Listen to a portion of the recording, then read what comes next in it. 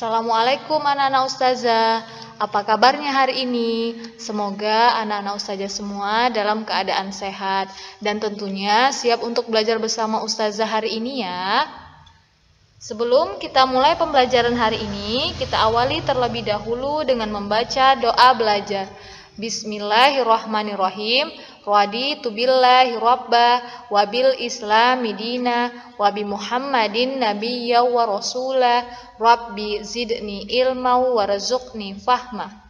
Hari ini kita akan belajar untuk mata pelajaran tematik tema 1 hidup rukun, subtema 4 hidup rukun di masyarakat. Jadi ini adalah video lanjutan materi yang sebelumnya. Untuk itu anak-anak ustazah perhatikan ya, agar anak-anak ustazah semua memahami pelajaran yang ustazah berikan hari ini. Mari kita belajar bersama-sama. Warga di lingkungan rumah Rian sedang bergotong royong. Ibu-ibu menyiapkan makanan dan minuman. Anak-anak ikut membantu. Ada anak yang membantu membersihkan sampah, ada juga anak yang membantu menyajikan makanan. Semua tampak rukun dan gembira. Nah, ini adalah gambar lingkungan rumah Rian. Jadi, warga lingkungan rumah Rian ini sedang bergotong royong. Kita lihat di sini ada anak-anak yang membantu membuang sampah dan ada juga anak-anak yang membantu menyajikan makanan. Gambar mana yang menunjukkan sikap hidup rukun di masyarakat? Nah, di sini ada gambar mana yang menunjukkan sikap hidup rukun di masyarakat. Nah, kita lihat ya. Apakah gambar yang pertama juga menunjukkan sikap hidup rukun di masyarakat? Ya, karena apa? Karena di sini terlihat ada seorang anak sedang berbagi kue atau makanan kepada seorang ibu. Kemudian, apakah yang berikutnya juga menunjukkan kerukunan? Iya ya, ini menunjukkan sikap rukun. Jadi, gambar ini semua menunjukkan sikap hidup rukun di masyarakat. Gambar manakah yang menunjukkan penolakan? Nah, di sini ada percakapan. Mana yang menunjukkan penolakan? Ya, gambar yang di bawah ini ya. Ini di sini ada gambar Siti sedang menawarkan kue. Di mana adapun percakapannya, kuenya silakan Pak, tidak terima kasih Nak, Bapak masih kenyang, nanti Bapak ambil sendiri. Nah, di sini Siti menawarkan kue, tetapi seorang bapak menolak karena merasa masih kenyang, jadi tidak menerima pemberian dari Siti. Kalimat penolakan biasa ditandai dengan kata tidak. Selain kata tidak, dapat ditambahkan kata maaf, terima kasih, lain kali ya, dan lain-lain. Perhatikan gambar percakapan di bawah ini. Nah, kita mau baca nih percakapannya. Ayo kita baca sama-sama ya anak ustazah. Ayo kita ikut bergotong royong membersihkan lingkungan. Nah, di sini kemudian Made pun menjawab, di mana di sini si Bunga mengajak, tapi Made pun menjawab, di mana tidak mau, aku malas bekerja bakti, itu melelahkan. Ini adalah percakapan yang pertama. Kemudian percakapan yang kedua, ayo kita ikut bergotong royong membersihkan lingkungan. Kata Dini, ini adalah percakapan antara Dini dan Rian. Kemudian Rian pun menjawab, maaf saya tidak bisa ikut bekerja bakti karena ada keperluan mendadak. Menurutmu, manakah kalimat penolakan yang dapat menjaga kerukunan? Apakah kalimat penolakan yang diucapkan Made atau kalimat yang diucapkan Rian? Ya, kalimat penolakan yang dapat menjaga kerukunan itu adalah yang diucapkan Rian. Kalau yang diucapkan Made ini kurang pas ya anak-anak ustazah, seharusnya menolak sesuatu itu dengan cara yang baik. Lingkungan rumah Rian sudah bersih kembali. Anak-anak pun dapat bermain dengan nyaman. lakukan gerakan-gerakan di bawah ini dengan percaya diri. Setelah mereka bekerja bakti, anak-anak melakukan gerakan ini nih. Ini kegiatannya apa ya, Nana Ustazah? Nah, yang pertama ini adalah melompat dengan satu kaki. Coba nanti kalian bisa praktekkan di rumah ya. Lalu gambar yang kedua ini adalah meloncat dengan dua kaki. Apa perbedaan melompat dan meloncat? Nah, ada perbedaannya nih anak-anak Ustazah. Menurut Kamus Besar Bahasa Indonesia atau yang disingkat dengan KBBI, lompat atau melompat adalah melakukan gerak dengan mengangkat kaki ke depan, yaitu ke bawah, ke atas, dan dengan cepat menurunkannya lagi. Sedangkan meloncat adalah gerakan melompat yang dilakukan dengan kedua atau keempat kaki secara bersama-sama seperti katak dan kelinci. Jadi ini perbedaan antara melompat dan meloncat. Nah, di sini ada kegiatan melompat dan meloncat yang bisa kita lakukan, di mana ini adalah permainan engklek atau permainan tapak kuda. Apakah kalian tahu permainan ini?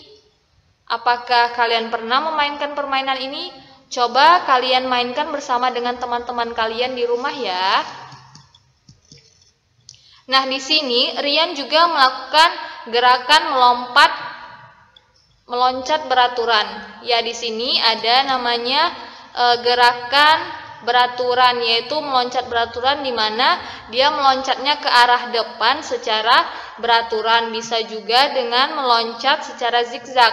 Jadi loncatnya ini tidak beraturan kalau yang lompatnya zigzag. Awalnya ke kiri, lalu ke kanan, lalu ke kiri lagi. Itu adalah gerakan meloncat zigzag. Nah, gerakan meloncat dan melompat ini untuk melatih kekuatan otot kaki. Ini ada percakapan antara Made dan Udin. Nah, kita baca ya percakapannya anak-anak Ustazah. Made, ayo kita berolahraga bersama di lapangan. Maaf Din, kali ini aku tidak ikut berolahraga. Tidak apa-apa Made, apakah kamu akan pergi ke suatu tempat? Betul Din, aku akan mengunjungi paman bersama keluargaku. Baiklah, selamat bersenang-senang. Terima kasih Udin. Nah, inilah percakapan Udin dan Made. Siapa tadi yang mengajak berolahraga bersama? Ya, Udin yang mengajak. Apakah Made bisa ikut berolahraga bersama? Tidak, karena Made akan pergi ke rumah pamannya bersama keluarganya. Nah, di sini ada kalimat penolakan yang diucapkan oleh Made, yaitu kalimat penolakannya adalah, maaf Din, kali ini aku tidak dapat berolahraga. Jawablah pertanyaan di bawah ini. Nah, di sini ada 5 pertanyaan. Kita jawab bersama-sama ya anak-anak Ustazah berdasarkan dari cerita yang sebelumnya. Siapa yang mengajak berolahraga pada percakapan yang sebelumnya? Ya, yang mengajak berolahraga adalah Udin. Yang kedua, apa maksud ajakan tersebut? Maksud ajakan tersebut adalah Udin mengajak Made berolahraga di lapangan. Yang ketiga, siapakah yang menolak ajakan? Yang menolak ajakan adalah Made. Yang keempat, mengapa ia menolak ajakan tersebut? Karena akan mengunjungi paman dengan keluarganya. Yang kelima, tuliskan kalimat penolakan yang diucapkan. Kalimat penolakan yang diucapkannya adalah, maaf Din, kali ini aku tidak ikut berolahraga. Jadi kalau kalian menolak sesuatu harus dengan kata-kata yang baik dan sopan. Ada bacaan olahraga bersama. Warga di sekitar rumahku akan berolahraga bersama. Kegiatan tersebut dilakukan di lapangan. Di perjalanan menuju lapangan, aku bertemu Made. Aku mengajak Made untuk ikut berolahraga. Namun Made tidak bisa ikut. Made akan mengunjungi pamannya. Tiba di lapangan, sudah banyak anak yang berkumpul. Mereka sedang melakukan pemanasan. Kami berolahraga dengan kompak, kami senang berolahraga bersama. Nah, ini adalah cerita Udin ketika berolahraga bersama-sama. Made menolak ajakan Rian dengan sopan. Sikap Made dan Rian menunjukkan kerukunan dan persatuan. Menjaga persatuan dan kesatuan di masyarakat sesuai dengan pengamalan sila ketiga Pancasila. Tentu anak-anak ustazah masih ingat kan lambang dari sila ketiga Pancasila? Nah, sila ketiga Pancasila ini berbunyi Persatuan Indonesia. Maka kita harus menjaga persatuan dan kesatuan di negara kita di Indonesia ini. Nah, sila ketiga dilambangkan dengan pohon beringin. Penerapan sila ketiga di masyarakat. Di sini ada contohnya ya anak ustazah, penerapan sila ketiga di masyarakat. Adapun contohnya yang pertama, bangga menggunakan barang-barang dalam negeri. Yang kedua, mempelajari tarian daerah. Yang ketiga, berteman dengan teman dari berbagai suku. Dan yang keempat, bekerja sama menjaga lingkungan sekitar. Ketika menolak permintaan orang lain, kita harus mengucapkannya dengan sopan. Kerukunan akan terjaga bila kita bertutur kata dengan baik. Pernahkah kamu mendengarkan dongeng tentang permintaan seseorang? Nah, kali ini kita akan belajar kalimat penolakan yang terdapat di dalam sebuah dongeng. Nah, dongengnya ya anak-anak ustazah ini berjudul tentang kisah JJ si jerapah. Kita baca sama-sama ya anak-anak ustazah isi dongengnya. Di padang rumput yang luas, hiduplah sekelompok jerapah. Ada jerapah bernama JJ dan Jojo.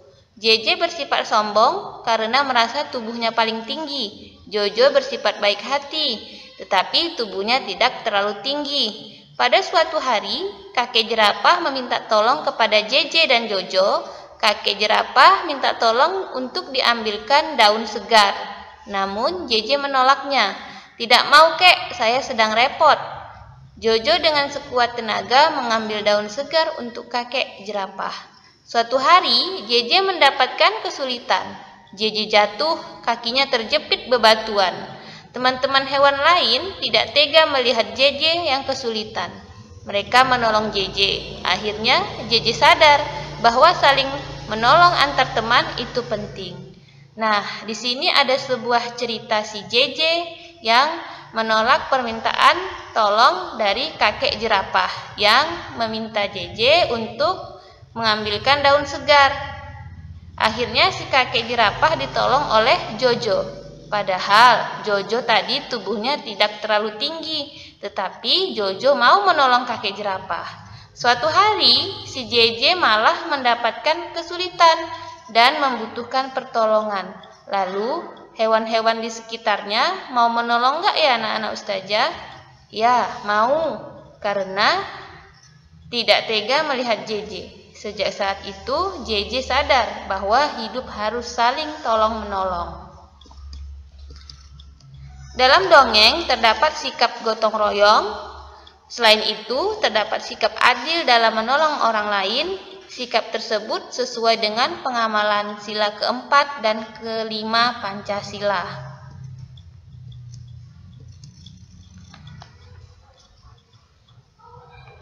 Sila keempat bunyinya anak-anak ustazah yaitu kerakyatan yang dipimpin oleh hikmat kebijaksanaan dalam permusyawaratan dan perwakilan. Nah, sila keempat ini berlambangkan kepala banteng ya anak-anak ustazah. Di sini ada contoh penerapan sila keempat di masyarakat. Apa-apa saja contohnya ya anak-anak ustazah? Ayo kita lihat. Yang pertama ada menghargai pendapat ketika musyawarah. Yang kedua, menerima keputusan musyawarah dengan lapang dada. Yang ketiga, menghormati pendapat orang lain. Yang keempat, musyawarah pemilihan ketua RT. Yang kelima, musyawarah menentukan jadwal ronda malam. Penerapan sila kelima di masyarakat. Nah, di sini kita harus tahu dulu lambang dari sila kelima. Lambang dari sila kelima adalah padi dan kapas. Contoh dari penerapan sila kelima di masyarakat adalah yang pertama, gotong royong membersihkan lingkungan. Yang kedua, menjunjung tinggi semangat kekeluargaan dan gotong royong dalam kehidupan. Yang ketiga, tidak hidup boros. Keempat, bersikap adil. Kelima, menghormati hak-hak orang lain. Keenam, menghargai hasil karya orang lain. Hubungkan gambar pengamalan sila Pancasila dari sila Pancasila yang sesuai. Kita lihat dulu, di sini ada sila, yaitu sila keempat dan sila kelima. Lambang sila keempat adalah kepala banteng dan lambang sila kelima adalah padi dan kapas. Kita lihat gambar yang pertama, ada orang bermusyawarah. Orang bermusyawarah tentunya sesuai dengan sila keempat Pancasila. Lalu di sini menolong korban bencana alam, berarti ini ikut bergotong royong membantu orang kesusahan sesuai dengan sila kelima Pancasila. Membantu seseorang nenek juga sesuai dengan sila kelima. Mengadakan posyandu sesuai dengan sila kelima. Lalu mengadakan rapat RT. Rapat RT sesuai dengan bermusyawarah, maka sesuai dengan sila keempat Pancasila. Nah, sekian untuk penjelasan materi hari ini ya anak-anak ustazah. Semoga anak-anak ustazah mengerti dan dapat memahami materi yang ustazah sampaikan. Terima kasih untuk anak-anak ustazah semua. Semangat belajarnya. Sampai jumpa di video selanjutnya ya. Assalamualaikum warahmatullahi wabarakatuh.